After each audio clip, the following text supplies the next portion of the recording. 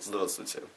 В этом видеоуроке я бы хотел вам рассказать то, как правильно кашлять тихо. Мне много пользователей YouTube писали, что правильно кашлять громко они уже умеют, но если еще кашель только начинается, он не сильный, то они не понимают, как правильно кашлять тихо. Чтобы научиться вообще правильно кашлять как тихо, так и громко, в данном видеоуроке мы рассматриваем как тихо. Вам нужно понять, какой у вас кашель, громкий или же тихий. Если у вас тихий кашель, что мы рассматриваем в данном видеоуроке, то тогда собираем буквально чуть-чуть воздуха в легкие и делаем вот такой вот кашель.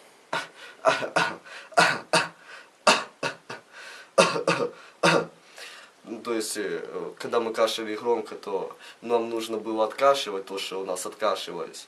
Но раз мы кашляем тихо, то еще не собирается эта кучность, слизь, которую нужно нам откашлять, то тогда мы, естественно, ничего не откашливаем. И так мы чуть покашляли, и через время нам, если еще раз захочется кашлять, то мы опять делаем то же самое действие, как